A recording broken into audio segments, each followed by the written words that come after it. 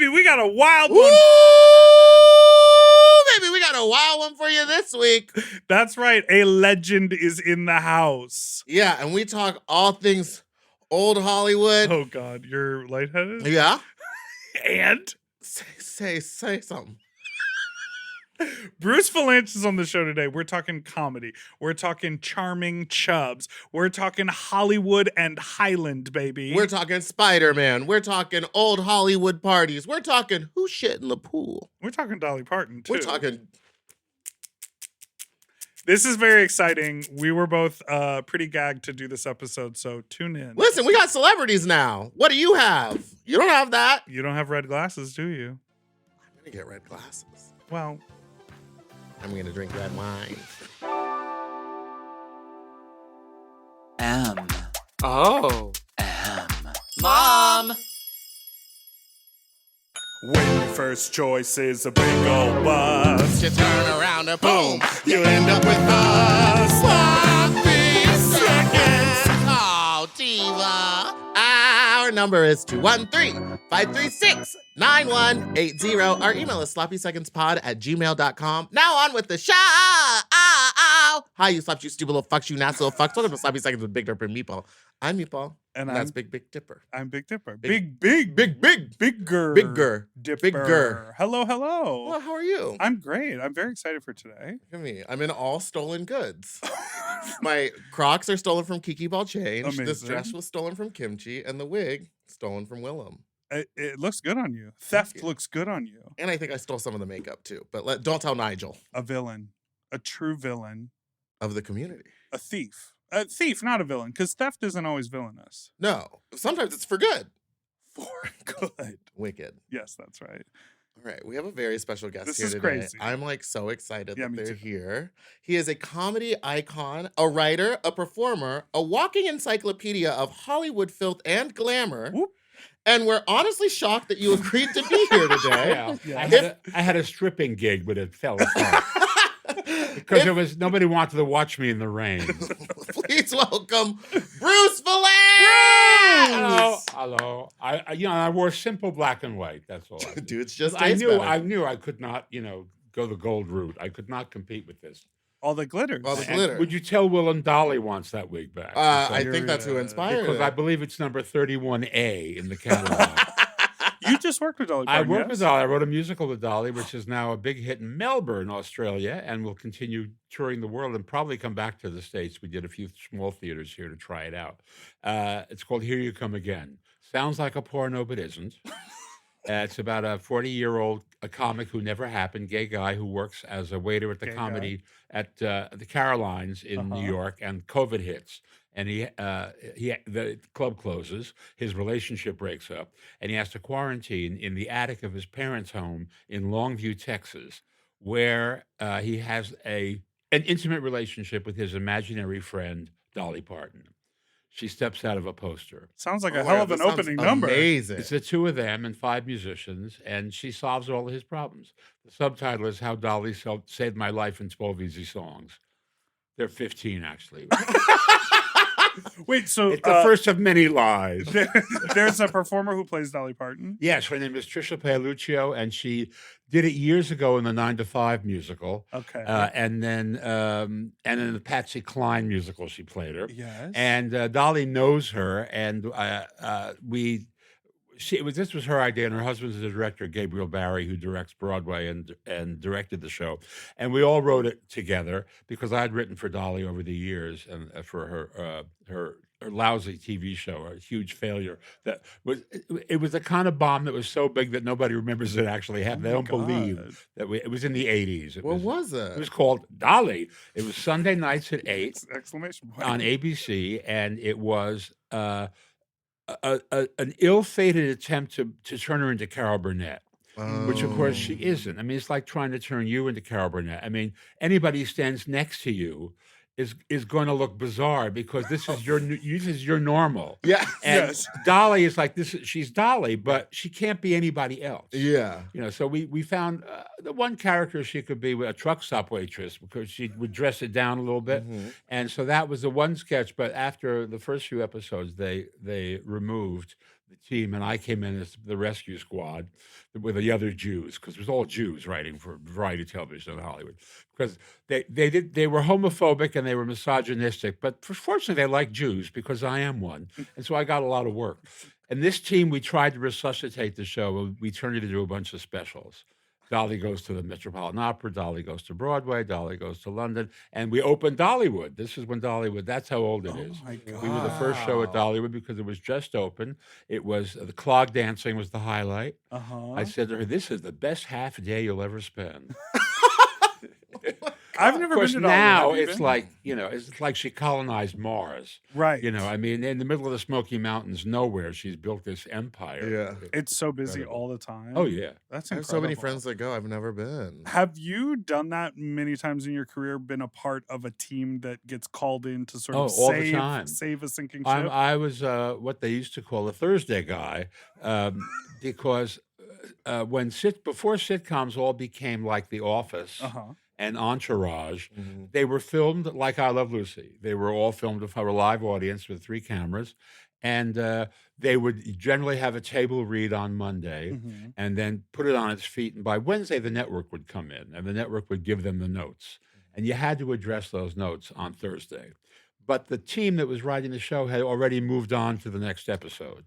So they brought in the Thursday guy. Yeah. And more than one usually. And we did the rewrites on the current show, and we were on the floor with the actors and the director doing them up until the taping, which was Friday night. Usually there were 2. Incredible. And that was the basic schedule. So I had a lot of those. I was a doctor. I was called in on a Surgical. lot. That's crazy. And a lot of it became a fashion when executives got really scared. What happened with the studios in the studio period all had story departments, and they had a building full of writers. And this was the writer who was good at dialogue. This was the one who was good at action sequences. And so they were all had specialties.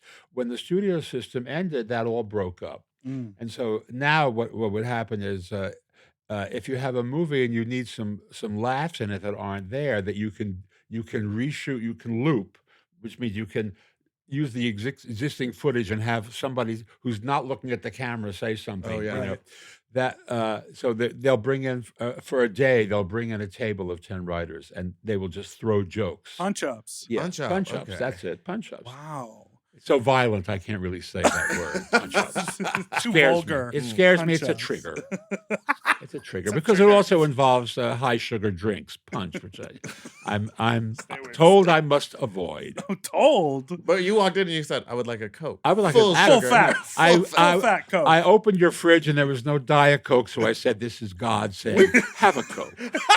You deserve it. You just, yeah, exactly. That's have a little That's a sugar. good marketing scheme. God says, God have a said, Coke. Have a Coke. Have a Coke. Have you recently? You've worked on everything. Yeah. Have you recently been involved in any shows where they're using Zoom rooms and the writing process is so different and like compared to how you started? Well, most sitcoms actually, as the pressure got bigger, they were what we call room written, where somebody would actually write a first draft. First, the room would hammer out the story. Right.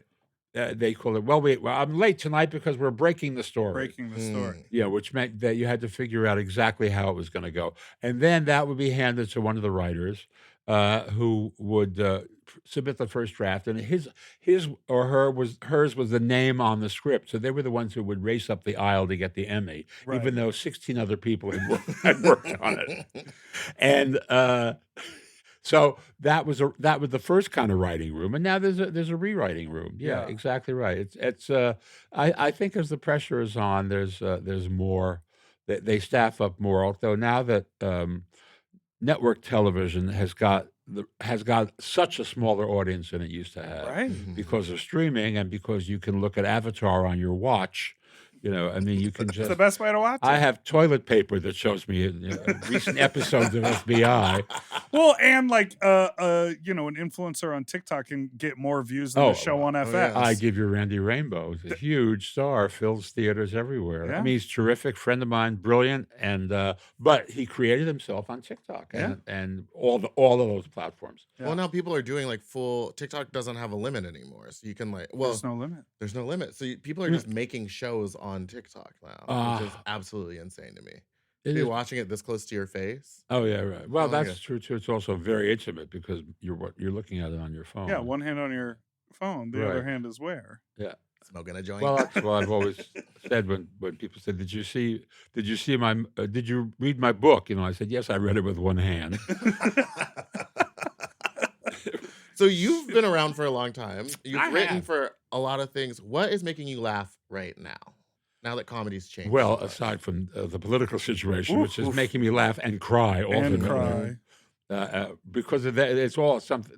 It's all funny, but I mean, it's awful. But it's on the face of it, you look at some of those characters, and it's hard. Oh yeah. It's hard to keep a straight face looking at Mike Johnson saying those things. Oh, you know, yeah. I mean, it's just hysterical. Yeah. I call him Mike the Johnson because it's There was recently a picture of like all the women at that big fundraising event that Big Dipper threw, that Trump threw, Oh, yeah. and they all look like drag queens. they are all Like, they all look well, insane. they're like Hollywood wives. They all went to the same surgeon, and they Yes. all had the same things done. And Giving the mask. right, exactly. So they all have those huge lips and you know, Yes. all that same Bottom stuff. lash.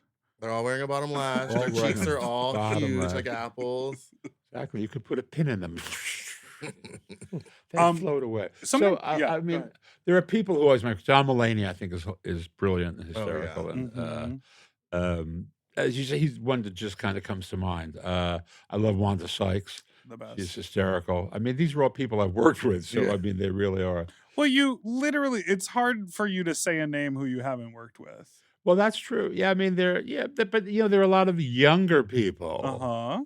who are on staff on shows and or write just write shows generally. Who I don't know because I've aged out of a lot of that, and I'm an icon now. So Yes. that means you never work.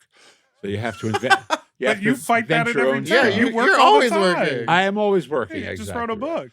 Yeah, well, I wrote a book about stuff I wrote years ago. It's called "It Seemed Like a Bad Idea at the Time," and it's all about shows I wrote in the '70s. And because of podcasts like this during COVID, I discovered that all these shows were available on YouTube, and kids who were not born when we watched them, and they're now grown people with kids of their own, are asking me, "Dude, how did this happen? Who said Oh. yes to this? And have they paid their debt to society?" So they're trying to read. for the Brady Bunch Variety Hour, the Star Wars Holiday Special. There is still There's nothing wrong with that. it's a work of rare genius. Yeah, That's what I having say. all those little, But, you little know, men in teddy bear outfits dancing. Star Wars became the Scientology of the nerds, and they have a religious fervor They about do. it. They got a They great really And I mean, do. really, George got death threats, and he was really annoyed. He tried to get rid of it, but you can't kill any of that stuff because of the internet. The internet lives well, forever. true. And the They- only they reason will I find watched that. that was because there's a podcast called How Did This Get Made? Yeah, Where right. they Yeah. watched it and they did a full live show about it. So I Right. went and found it. It's on YouTube. You can just watch the whole thing. I know. I watched it again when I wrote the book. Thoughts? Because I couldn't Any find notes for my yourself? copy. Well, it's all in the book. I mean, it's the actually book. Read the kind of book. the first chapter because the Star Wars Holiday Special and the Brady Bunch Variety Hour are two brands that haven't gone away. Mhm. Right. In fact, Star Wars just got bigger and bigger, and the Brady Bunch refuses to die. I mean, you could beat it with a mallet, and you couldn't kill it because they I don't know why. It's people they love the adventures of this milk-fed white family. I think it's the opening theme. I think that that- the thing with the tiles is so iconic and catchy. People reference it all the time. Like the show is obviously, and you latch Yeah. onto the characters, Yeah. sure. But I'm Yeah. like, there's a visual iconography with that. Yeah, there is. I agree. But it's also about we all come from dysfunctional families. Blended family. And here is, blended, but often dysfunctional, yeah. but blended or not. And the Bradys are a blended family, but they're not dysfunctional. Mm-mm. They have there are bumps in the road, Mhm. you know, oh, Marcia, you broke my nose, that kind of stuff. And then they have Incest. the Oh, hip, that's Seventh the Heaven. all-knowing, all-seeing, all-knowing maid, Alice. Alice, who is hip to all their tricks and represents the audience, kind of. She Yeah. represents the audience, kind of looking at the thing from behind her oven, kind of going, "Do you believe these white people?" I mean, she's white, but she's saying, "Do you believe But these she white is people?" saying, "Do you believe these white Right? people?" Yeah, exactly. It's so Oh wild. my gosh. We like to often start at people's beginnings, Yes. and we want to talk about your modeling career as a young child. Oh, it was short-lived, but it was brilliant. It was. Yes. I was there was a store called Lane Bryant's. Yes, Oh, we know. Oh, well, yes. We're aware. Whoa. Because you Calm We're down. people of size. You probably have bought things at auction or garage sales because Lane Bryant died of death. Closed, yeah. Yes, of But course. you'll see outfits like this, and you look at the label, and it would be Lane Bryant. Although this was kind of This is a bit much for Lane. Yeah. Lane Bryant was purposefully tasteful Casual separates. because it was where plus size women, who by the way were just called fat chicks back then, they were Bring it back. plus size was a marketing thing that Right. they discovered there were so many fat chicks that they could make a lot of money. Back in the day, you had to go to a specialty store if you were large. Right. There was my favorite was a little one called The Forgotten Woman. Oh my god. It was it was right across from the Beverly Wilshire. So whoever could afford to shop there was not that forgotten. Somebody The knew her. Forgotten Somebody Woman remembered is her every crazy. month. So she was shopping there. But Lane Bryant was the go-to place for all that. So they decided there were not enough fat chicks in America. They had to explore the fat kid market. So I was a model called Charming Chub. This was the line. And That is Hold on. such Let me change that to my grinder name. Charming Chub. Wait, because they were marketing stylish stouts, which was going to be the next one, but they didn't do that. stylish. Stylish stouts, and in fact, I grew out of it. By that point I was a husky. You know, I remember husky. husky. I is remember Husky. Husky That or hurt. J.C. Penney's. neither man nor boy. Right there in the Something- middle. Nothing fit. Everything, it's a sad when you got a kid wearing a Sansa belt. It was really, really. It was a sad spectacle. I was like the model for I should have been the model for those. Kitty Sansa belts. I was a fat kid. So- Charming Chub is such Charming a. It's a beautiful name. It should be the name of a party. It should be the name of a stand-up I can album. see it. You It's know what so I mean? good. Did you make a lot of money doing that? Yeah, for then. I mean, this was, I'm very old. This was the 50s. So I made about 50. You could buy a house. You Yeah. could buy a house with Buy a house for that. that. We're going to take a quick break. We'll be right back after this.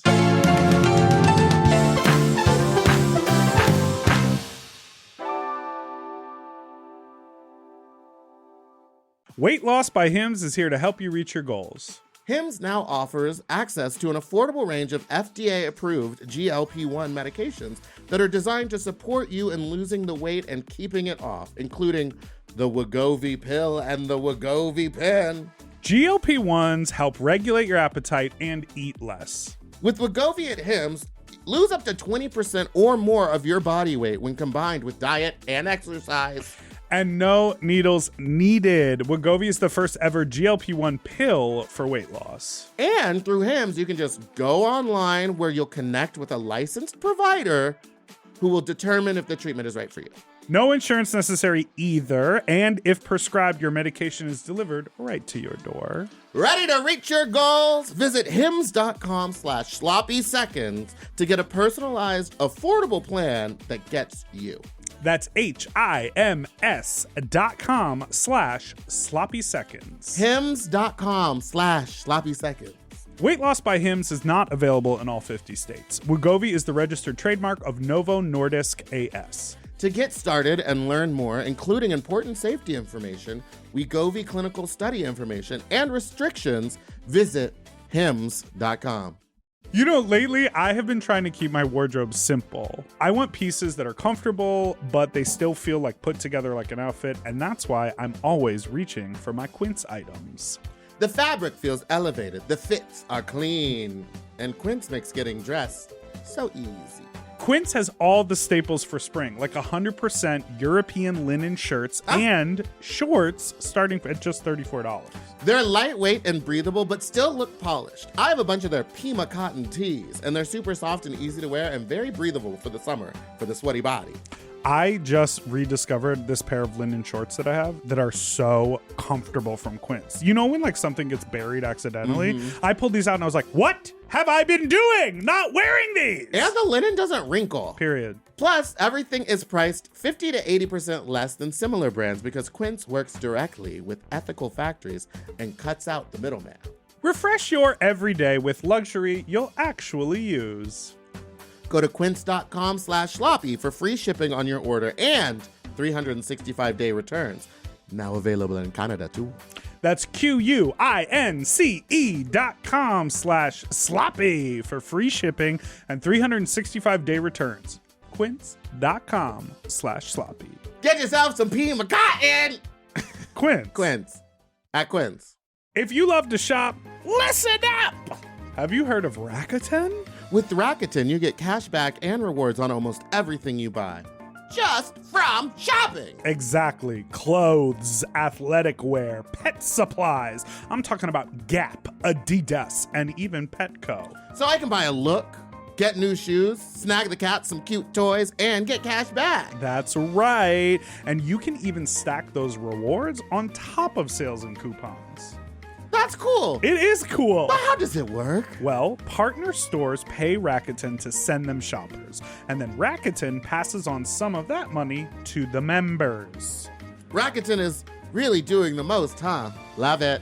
Yeah, in the best possible way. Plus, Rakuten has 17 million members who are already saving. So, you can become one of them today. Join for free at Rakuten.com or download the Rakuten app to start saving money now. That's Rakuten.com or download the Rakuten app today. And get yourself some Rakuten.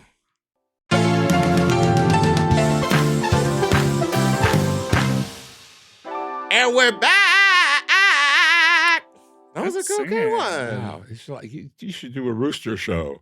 Okay. Wow. Wake people up. Well, we do. Well, that's You what could- I'm trying to do. Because sometimes I'll fall asleep to a Yeah. podcast, and I think that you should listen. Especially to when pay driving. attention. Yeah. I think I Pavlov dogged myself because I used to fall asleep to a specific murder podcast. Oh, yeah. And now when I put it on for road trips, I Don't. get really sleepy. It's exactly right. I think I'm doing it to myself. Yeah. I know. Don't listen to that while you're driving.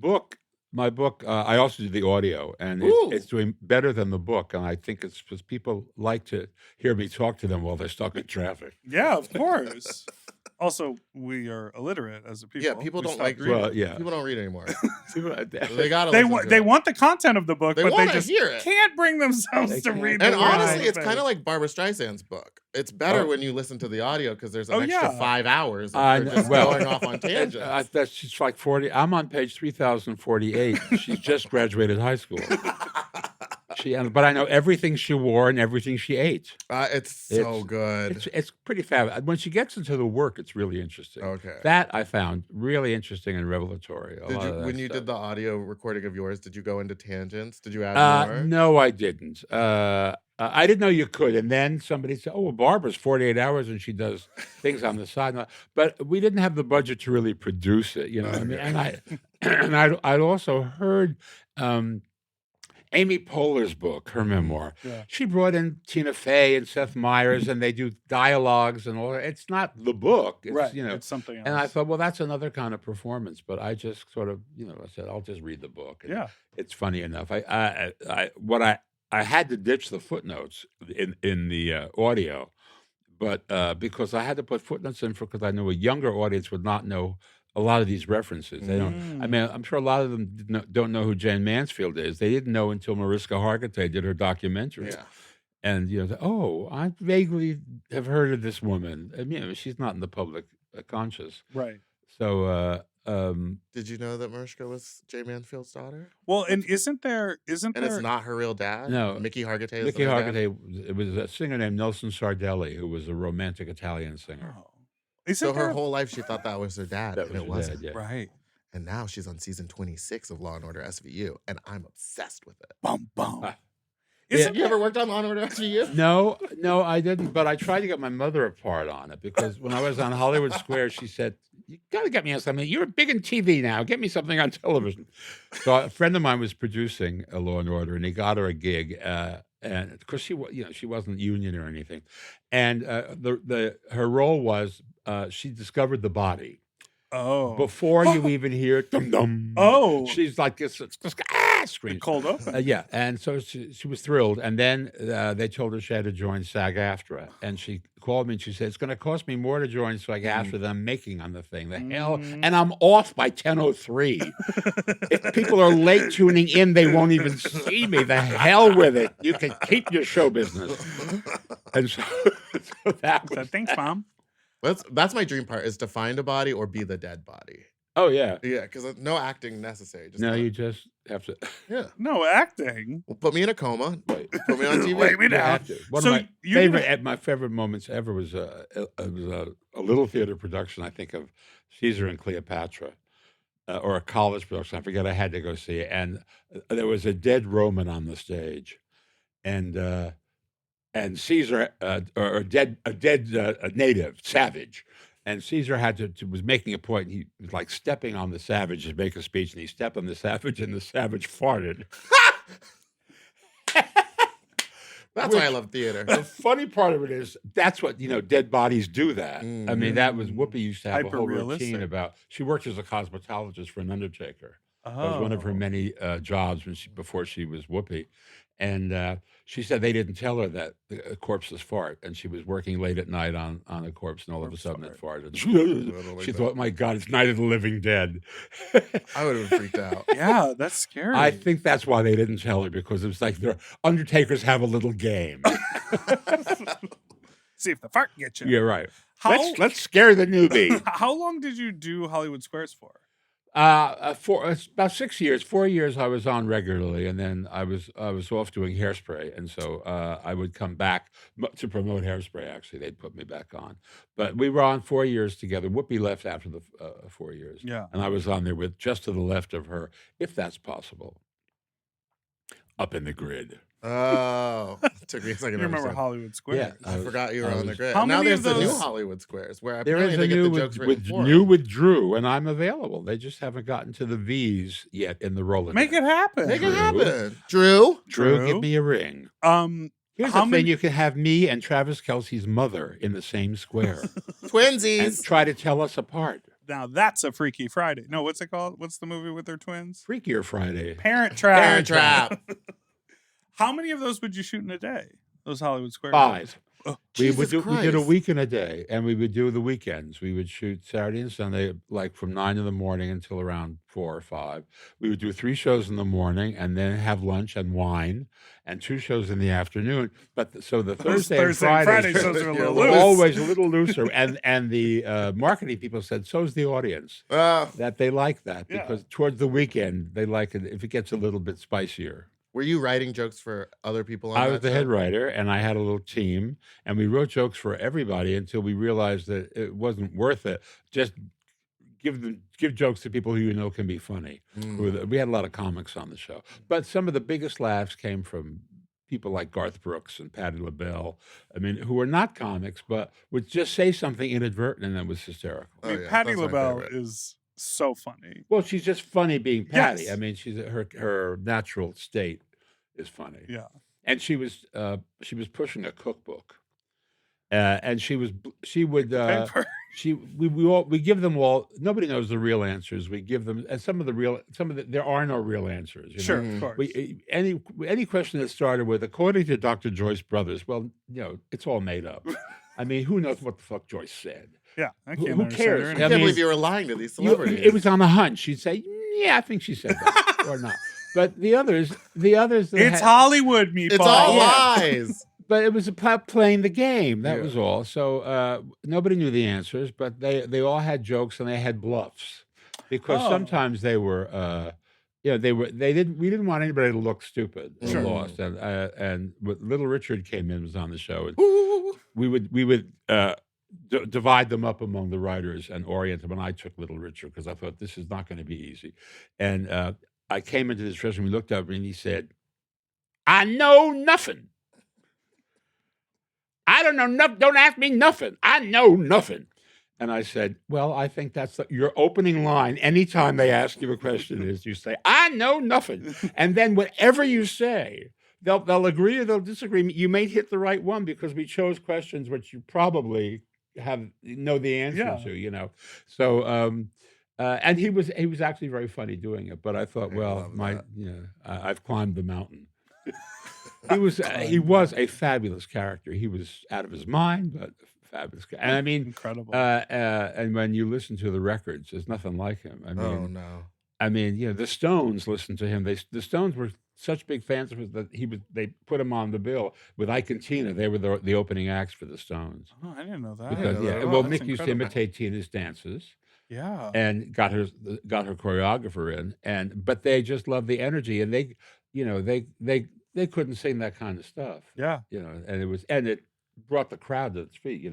And I feel like, I think obviously in like inner circle conversation, people talk about what a queer icon Little Richard is, but I feel like it's not really sort of like. Well, he kind of went anti-gay. He went Jesus, and he took it all very literally. Yeah, and so it was not pretty for a while because he was also getting caught at the time in situations where it was clear that he was gay. Yeah, and I didn't know about that. Wait, what was happening? He had an automobile accident. He was drunk, and he had a kid in the car with him. I mean, like a kid, like a teenager, but a legal teenager. But and it was just like a scandal. Yeah, because at that time, at the same time, he was come to Jesus. You have to give this up, and all that. Right. Well, I feel like with him and that personality, I ain't gay no more. I ain't gay Couldn't no more. he come out as gay and everyone would be like, that's just a gay guy? Well, not at that time. Why not? Who cares? You were out. Well, yes, I was out. But things were changing by the time this happened, and I think eventually he came out, but just not quietly. He didn't announce it. I don't know. I think I don't remember perfectly accurately exactly how it happened, but before it, when Paul Lynde was on the Squares, the first time I was writing that's for a straight guy, which was years before, 30 years before.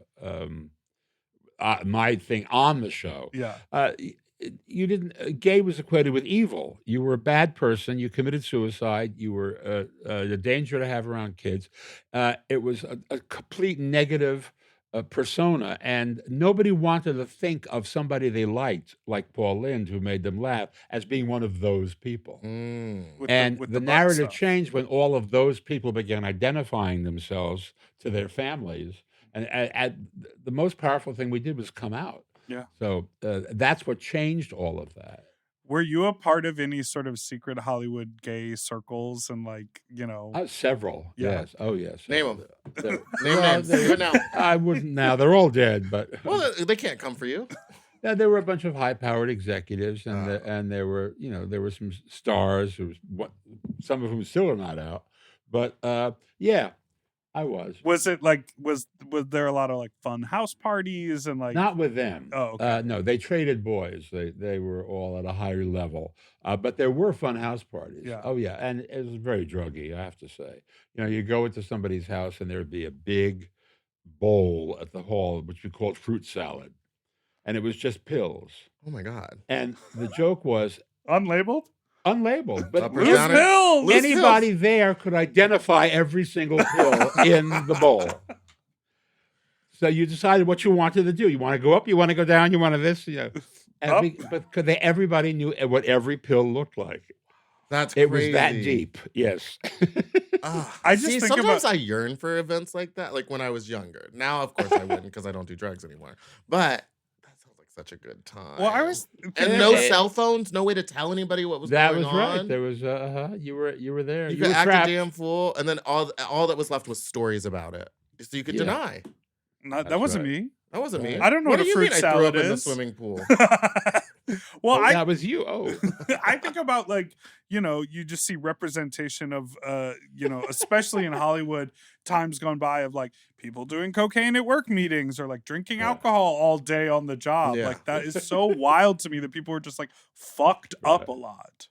Yeah, I love the wine at lunch. That's amazing. Wine Yeah. at lunch. I was I would thinking love of, that here, There used to, Patrick. I was thinking there was an old joke about Grossinger's that, but when you said you throwing up in the pool, She's done it. yeah, exactly. I was thinking of a situation where you'd say we had to kick him out. Why? He threw up in the pool. Oh, people often throw up in the pool from the diving board. The joke was pee in the pool. It was Grossinger's, which was a big Catskills resort. Okay. Run by a woman named Jenny Grossinger. Seriously, and she marketed some kind of food. She had a deli line, Grossinger's. Did you hear about Puerto Vallarta, the poop in the pool? Well, that happens. As was the moving Caddyshack. It was a Baby Ruth. Oh yeah, Yeah, right. But this time it wasn't a Baby Ruth; it was poop. It was Oh, during wow. Beef Dip, a bear event. Big bear event. up there. I'm sure that's happened a lot. Yeah, see, normalize. Seriously, over the year. Well, No, I'm very we should old. make them feel bad. I've seen all this stuff. Maybe this is your first poop. I don't know. It was. I can think of half a dozen that occurred, and I was not involved. I was just, You were just there. I was there. You were on the diving board. I was a witness. I was saying, well, that's enough of the pudding. God. Yeah, as you mentioned before, you're the doctor, surgical with the comedy. Roasts are Yeah. something that you excel at. Yeah. And something that in the drag world, obviously because of Drag Race, they do a roast challenge most seasons. They've popularized this. Now Don't there's look at sort me. of this expectation that a drag queen can really deliver a roast. Yeah. I think you can. But Yeah, I'm I can. curious, I would what are think. your tips about writing roast jokes? Some of Like, these girls don't know what they're doing Yeah. out there. they're like, you're ugly. Yeah. I mean, the tip is first you have to do a homework and talk about learn who you're talking about, and find something that you can you can nail them with. Yes. If you're going to do that. I don't like roasts. I mean, they were funny. They were funny in the old days when it was Everyone big was fucked stars up. making fun of big stars, and then Yeah. it became sad when you saw people like I wrote for some of these, Roseanne and Joan Rivers, and they were sitting there with a panel of people you'd never heard of because they couldn't get people at their level to come on and do it. And then all that went away because Netflix picked them up and they reinvented it with Nikki Glazer because you can say anything you want on Netflix. Right. So it became, but of course, they roasted one of the biggest stars in the world, Tom Brady, so that guaranteed interest from people who normally wouldn't watch the thing. Yeah. Right. But I mean, if I were writing jokes about Tom Brady, I mean, there are several key points, the deflating football and Giselle, and but then you're kind of like, and then you have to know a little bit about football Right. in order to do it. But I I think that was might be the touchdown. problem with Drag Race is these girls don't know each other. know. So they get there. So it's well, like that exactly. you got to walk in with a joke where it's just like, I need a fat joke. I need an ugly Yeah. joke. I need a poor Right. person joke. Like you don't have. I mean, Watch- their clothes are cheap. Their Watch, clothes are cheap. watch Golden Girls. Yes. You'll get an old joke, you'll get a slut joke, you'll get a dumb joke, and you will get a ugly joke. Because that was In what one they did. episode. Boom, boom, boom, boom, boom. It was like Crossfire Yeah. after a Golden while. Girls was iconic. But I was a comedy mentor on RuPaul, like seasons 4 and 5. Oh, yeah. And a judge a couple of times. And when they started with the comedy, there were the two kinds of drag queens. There were the ones who were spectacular, who were like women, would come on looking like Anne Margaret. But they never spoke. They lip synced and they had no sense of humor Right. in particular. And then there were the ones like Bianca who had been working clubs forever Mhm. and every night and boom, boom, boom. Yeah. So I said, it's apples and oranges. And then over the years, what happened was the little queens at home watching realized that to win, you have to know how to do all this stuff. Yeah. You have to know how to make clothes. You have to know how to live in a motel with a bunch of other drag queens. You have to be funny. You have to do a split, death dive. You have to know all that stuff. Death dive. And you have to know what RuPaul likes. Well, Yeah, that's you have to that's know of all course her true. references. Yeah, I know. That is very interesting because as bright as she is, she's not a natural. So she gets fed lines. Oh, yeah. Everyone knows And that. you can see her pausing to. So, but that's also part of her. That's her whole persona. She's giving you attitude Yeah. while she's figuring out what she's going to say.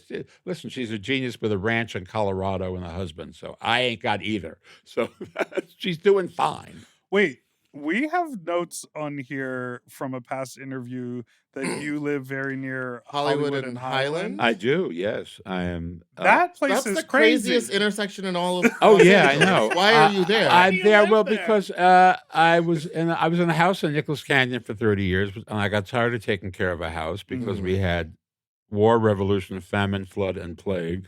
All happened within 30 years, and so I sold it. And I was in West Hollywood and in a loft, and the rent kept going up. And my people said, for taxes, you have to buy something now, or get married and have kids right away. So I said, Honestly, door no ring number on that one. finger. And the architect of that building had just built something on the side of the Villa Capri, Patsy D'Amour's Villa Capri, which was a Rat Pack hangout Okay. that still had a sign saying Sinatra Steaks, our specialty. And across the corner was Don the Beachcomber, the original tiki bar. And all of that had come down, and these like 5-story condos and rentals had gone up. And I found this unit in the building I loved. And it was around the corner from Musso Frank, which is nice, and kind of a hangout. Yeah. And also I walk out the door, there are 7 guys dressed as Spider-Man. So I have my pick. Spider-Man legs. Yeah, well, the How much straight- they charge for a photo down well, there? the straight one has a fanny pack across his groin. So Yeah, they don't want you to the see gay ones go commando, Mm. and one of them can frighten small children. It's scary. It frightens me a little bit. And but the saddest one You're of like, all I need is that sticky that web up in there's- my unit.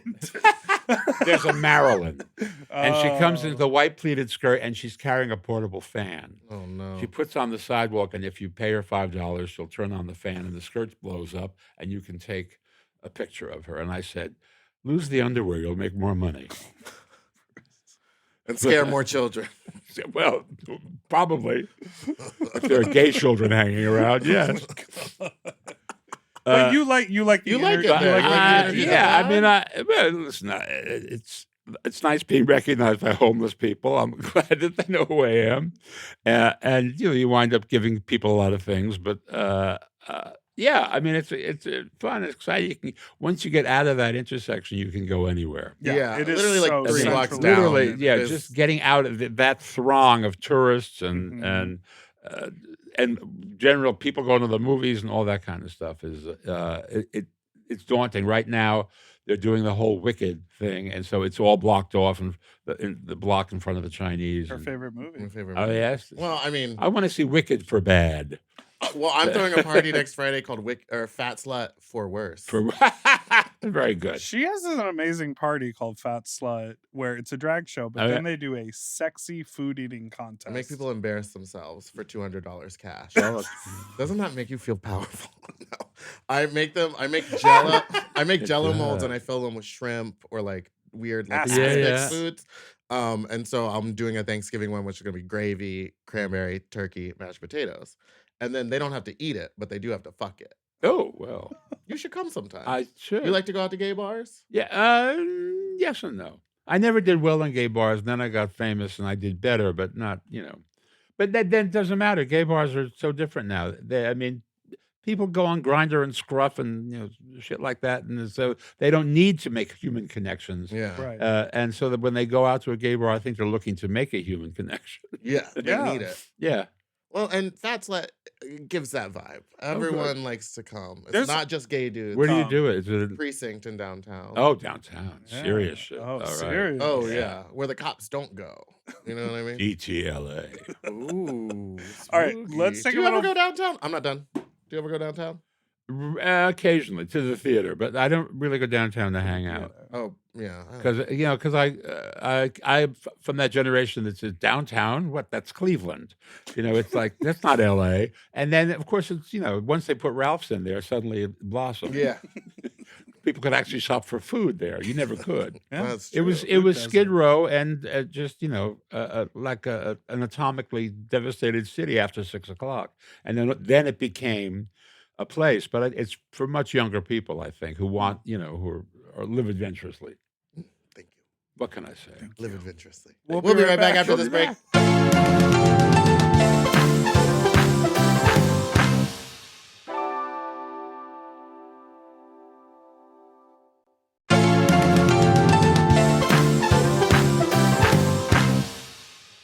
And we're back. And we're about to play a rapid fire game called baby.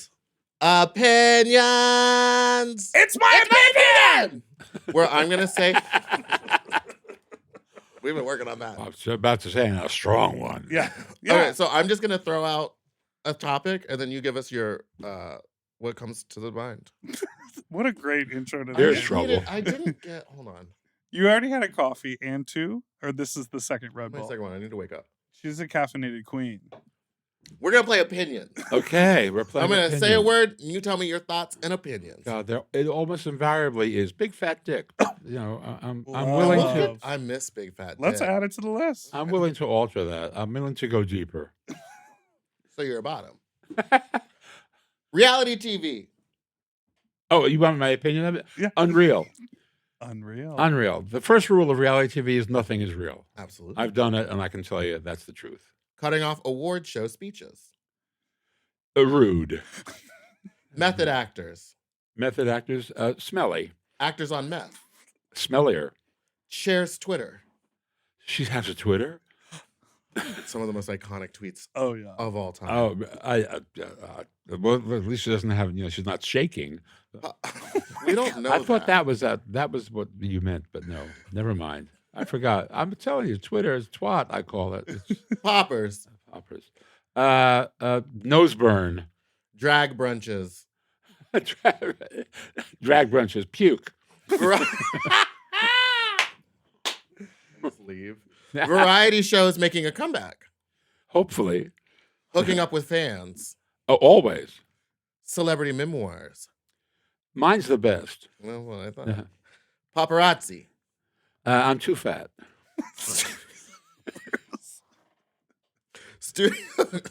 Studio execs who think they're funny. They're funny. Yes, you are. You are funny. Plastic surgery denial. Plastic surgery denial. Why bother? Our Lord and Savior, Dolly Parton. Oh, well, got us. Jennifer Coolidge. Got us. Christopher Guest movies.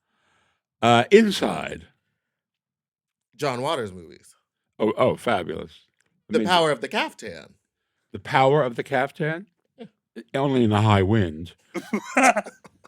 You're Disney trying to see adults. underneath. I'm Yeah. trying to see that Spider-Man dick. Disney adults. Disney adults. Sick and wonderful. Hecklers. Who needs them? Bathhouses. Are there any left? No, so Are they all sad. gone? I've never been There's a there. couple left. There's a couple left. Uh-huh. And that brings us to the end of opinions. Opinions. It's my opinion. It was a quick game. I guess it was a one-word answer or something like that. But Yeah, I rapid fire. That's what it is. strong opinions on all that shit. You But aced it. You did great. You think you're too fat for paparazzi? I sometimes think I'm too fat for No, paparazzi. not if they're shooting with an IMAX camera. I'm okay. 4D. Get the 4D. Get the shakes and the smells. Be blonde, wear black. That's my motto.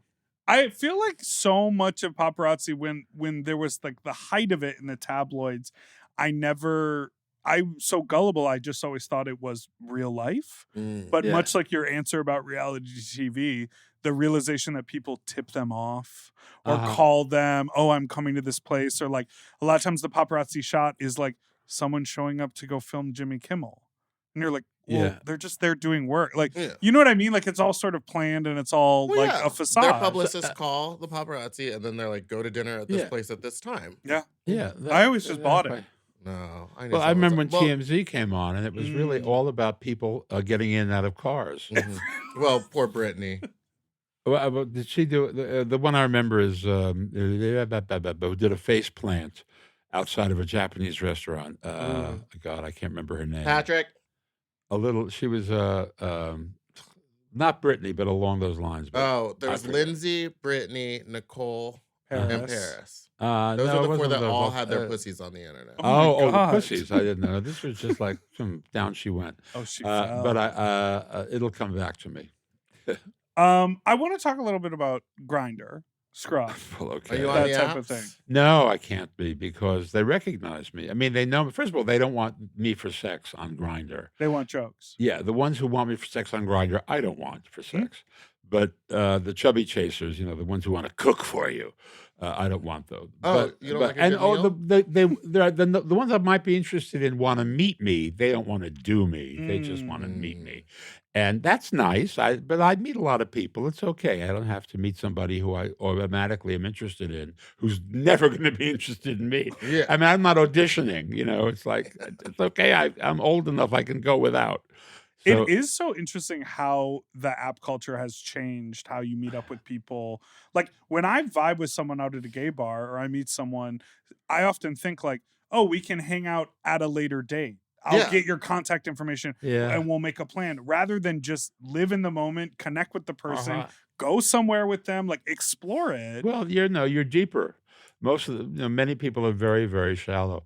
I remember not about this, but it was with Shelley Winters years ago. She used to have breakfast at Theodore's every morning, and somebody said, "Oh, they asked me last night what I thought of nudity in movies," and I said, "I think it's awful and disgusting. But if I was 20 years old and beautiful again, I think it was the greatest thing in the world." Sure, That's me. Actually, I get my body out pretty often. Yeah, you let the people see it. I let the people see it. I like to go to this nudist resort in Palm Springs and just run around naked, fat and happy. Fat and like happy. A greased up hog. Yeah. No, I've done that. Chub. I did that years ago. Yeah, I'm giving Charming Chub out in the desert. Right, I did that years ago, but I didn't find out. I didn't meet anybody there I was interested in. Those people didn't have to go to those places. What kind of guy do you like? Oh, guys. Gay guy. Dudes just taste better. Short guys with big dicks. There's one. Oh, okay. I'm a size queen. I feel I can say this to you, America, or wherever you Let are 'em watching know. this. In Marrakesh, I can say this to you And too, Germany. especially because a lot of short guys have big dicks there. But I'm a size queen, and I just like them to be people. I mean, Bear Monthly asked me once to be on their cover, and they sent me. I'd never seen it. They sent me a copy of the magazine. I looked through it, and I realized I am not my type. So I'm not interested in any of that. Yeah. And So you they're didn't do the nice cover? people, but and they're good audiences. But they are. They laugh. They're hearty. And they're so big that it sounds loud. Well, And it feels like fills the room is It's full. like an earthquake. It's wonderful. P-Town and Bear Week, it feels like 1,000 people But in the it's room. not. Just I 100. think I've Just said too 100. much. But it's that's not my type. So I'm looking for hot guys. I guess it's terrible. I'm looking for the stereotypical hot guy. Although they come in all forms, I'll grant you. Yeah. Yeah. There's I like don't a- rule. there's I don't anything wrong rule with anybody having a out. If they rule me out usually, but.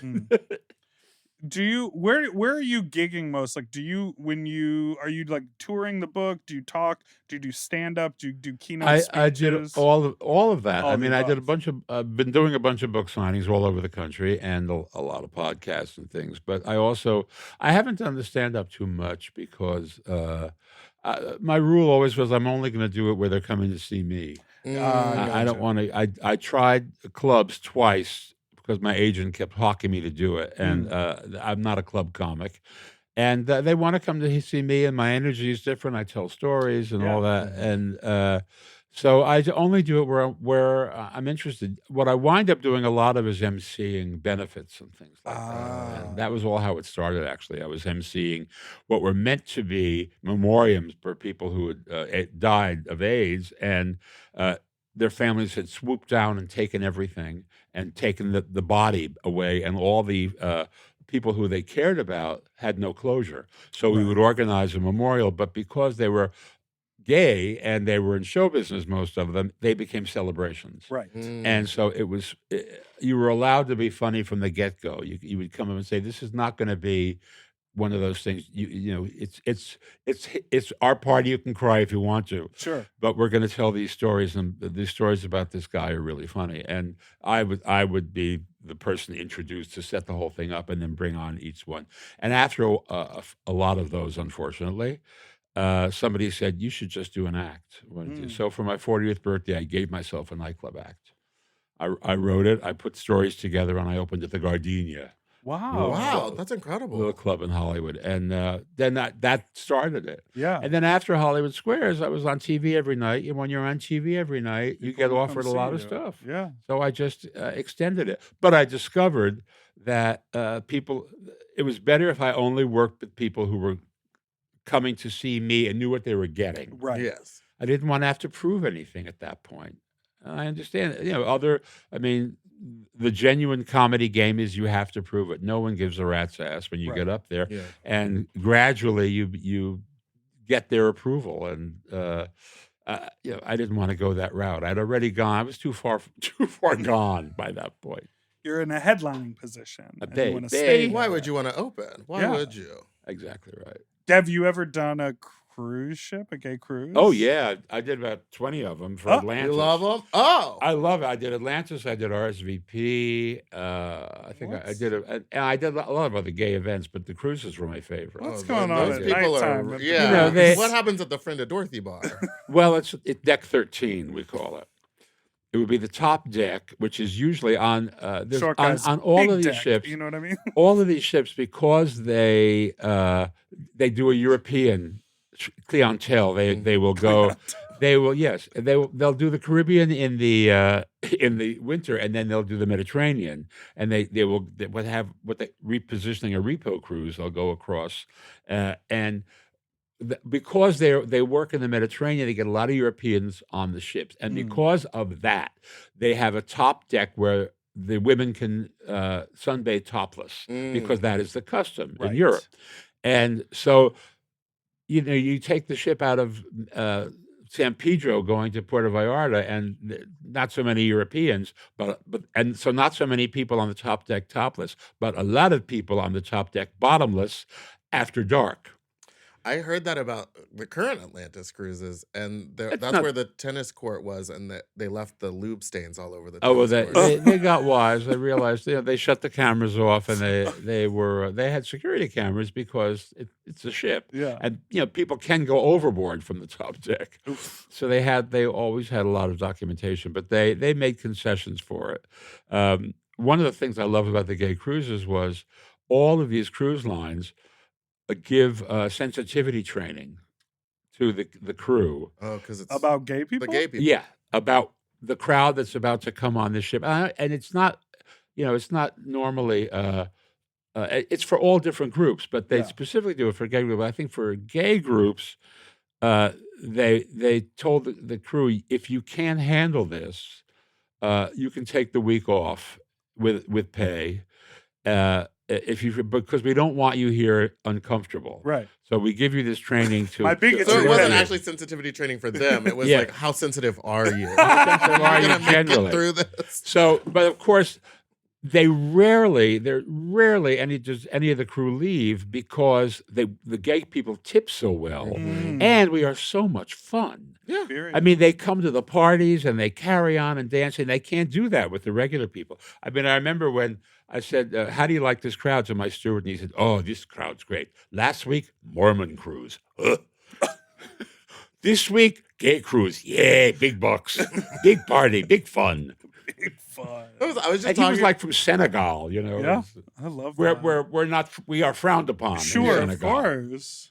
I was just talking to someone, and they were like, "Oh, I booked a trip to P-Town because it's like the gay city," but he didn't realize he had booked it for Family Week, Mm. and so he That's got when the there and he kids was go like, running Well, around. I no. did P-Town every summer, and I always did Carnival Week Yep. because Carnival's one of that's the where you get busiest ones. everybody. That's Yep. what I heard. Because I did Bear Week once, which was nice, and I did. You I- hate not your for type. him. You hate your Not type. my Not type. for him. But I realized that So we're all the if short you guys. want We've to done do Bear Week for the last 2 lesbian years. mom week, Yeah. it's that's Judy Gold's crowd, Mhm. and I mean, I did it, and I did well, but I decided I'd like to do the week where it's really kind of mixed and crazy, Yeah. and of course, the Carnival means there are a lot of straight guys who will do anything for beads. They're so drunk, and that's my other specialty. Oh, so those pedicab drivers in P-Town? Oh yeah, they're the ones who hang out at his governor's house, Governor Uh-huh. Bradford. It's called. Governor Bradford. Mm. That's where you see a lot of straight guys shirtless with beads Mm-hmm. and staggering, and Should they we are go? they're low hanging fruit, but they don't know it. Not staggering. Don't do all that, Gonch. All right. I don't want to get canceled. We'll be back. Staggering? Oh, Yeah, they're very drunk. no, they look great. Oh, They're staggering. Oh, staggering. Staggering good luck. Not stumbling. I got Never. it. Well, I would never take advantage of a person who's been overserved. I have. We'll be right back after this break.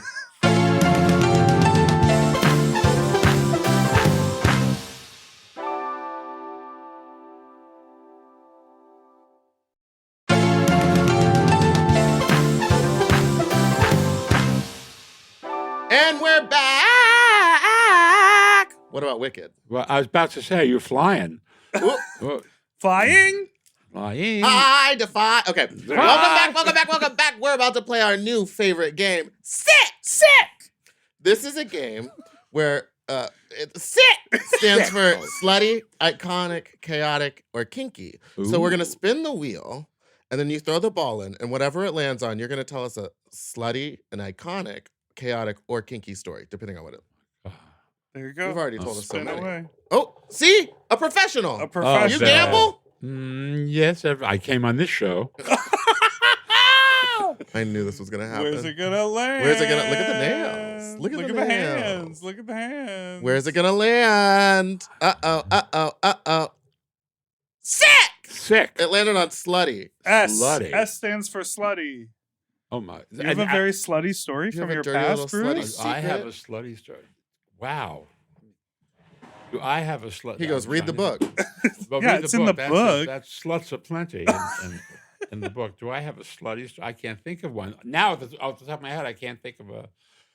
I'm sorry, I just can't think of a slutty story. You've Do you have never a- been slutty? I have no. It's not slutty, but it's mild. Actually, I like mild. I prefer mild. Tell It's us just- about being okay, mildly it's- slutty. It's the concept is like you've heard of Catherine the Great, Sure, Yeah. of who course. of course is reputed for of having sex with a horse Who and hasn't? many other things. Nay. Catherine the not so great, she wouldn't have that. But Mae West did a play on Broadway, and there's a little video of one scene of it called "Catherine Was Great," Mm. and in which she tackled all of these things. And she had like 12 guys, and she's coming down the staircase, and there are 6 of them on this side and 6 of them, and they all are identical. They have the same wig, the same costume, the same kind of makeup. You really can't tell one of them from the other. And she's coming down, and she's looking straight ahead, and she stops on the 4th step, and she says, "You're new here." Such a good joke. I thought, that's a slut joke. Yeah, That's, absolutely. she's been with What them a all. slut. Oh my gosh. She was funny. Yeah. I mean, you know she's funny, but I knew her a little bit because I knew her at the end. Oh, really? I interviewed her when I was at the Chicago Tribune, and Myra Breckenridge came out. I interviewed her, and we got along, and so she would start calling me. And then when I moved out here, she did one more movie, Sextet, and I went in on it to remind her of some jokes that she had done Mm, years ago. But kind reminder. she was in real life kind of hilarious. But Mae West was a construct. She would turn it on and turn it off. Yeah. But she couldn't resist turning it on. I mean, you'd call her and she'd go, "Oh." She was I just right love there. all the rumors about her now, where there's like people being like, "Oh, it was a man." Well, It was her yeah. brother in drag playing her, and like all these like crazy things. I've heard all that stuff, but I never believed it. I don't believe it either, but it's like Well, to yeah. have such an iconic Yeah. like look and image that they're like, she couldn't have done it. It had to be someone else. Well, the internet is full of crazy rumors. Yeah. Yeah. That's been going around for a long time, and I think that's because there was never a family, there was never any particular guy that was publicized as being with her, and so who knows how it got started. It's just great when you like know what is in your wheelhouse. Like Yeah, what every time you do it is a home run. Yeah. Here's a story with 2 icons. Liberace told me this story, and Liberace told me you this story? Yes, I knew Lee. Jesus. I knew Lee. There was a show called Les Poupées de Paris, and it was topless puppets. This is before Avenue Q. It was like the Lido or the Folies Bergère, and it was the puppets were all topless. And Sid and Marty Krofft, who later did Donnie and Marie, that I worked for, and the Brady Bunch, put the show together, and it was a big hit at the World's Fair in New York, and then it played New York, and they were opening it in Hollywood. Mm. And they had celebrity puppets, and they had a Liberace puppet and a Mae West puppet, and they invited them. And so Liberace thought, "Oh, I'll go with her. It'll be great press." So he called her up, and she said, "Oh, yeah." He said, "We want to go to this show." She said, "I'll drive." And of course, she had this big limousine with this driver who, of course, was a boxer who we thought she was doing. Oh, of course. And he says, they get out of the car and they're on the sidewalk and they're waving, and she's got this gown, and it goes on and on and on, this phenomenal gown that she's wearing. And she's tiny, and so she's hobbling along with him, and they go into the theater, and now they go down the aisle, and suddenly she stops, and she's waving, and she's waving, and she's waving, and he's thinking to himself, she's really overplaying this just a little bit. And as she's thinking that, she turns to him and she says, "Schmuck, you're standing on my train."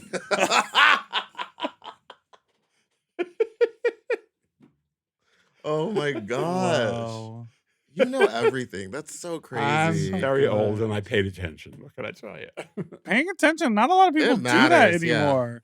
We'll be in the middle of a conversation and we'll look at each other like, what What are were we we just talking saying? about? It's hard. I have We're that too. I absolutely I have had that it. too. Wow. Well, who was that? Who was the girl who I was thinking of? Did a face plant. Oh, I who still did a can't face think of her plant. name. I asked Patrick. Well, Oh, he'd have to look. She was more Scott? famous for doing face plants than for acting. But. stumble. Well, that was me back in 2008, Oh, running around New York City like a fucking Yeah, nightmare. were you slutty back in 2008? I was a slut, and I was living in the East Village, and so I was like always Oh, out, always drinking, and just walking everywhere. yeah. And so I would, of course, Life happens. The amount of times I fell through those little. Were you in heels? No, I wasn't doing drag yet. Uh, I was just a little twinky little Oh, gay right. theater boy. you I used to be thin. Can you imagine? Yeah. Think about it. I wonder. I have one question to ask before we end this. Yes. Where did you get your iconic red glasses? Well, my father was an optometrist.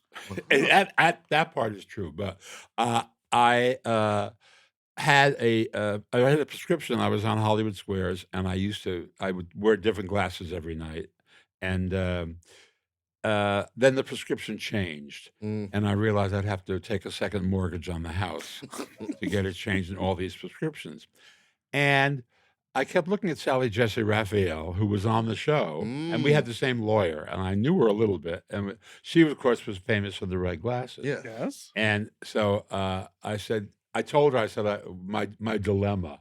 And I said, I'm looking at you and I'm thinking, maybe I should just settle on red glasses.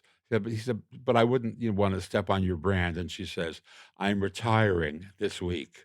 I'm about to announce it. You may have the red glasses.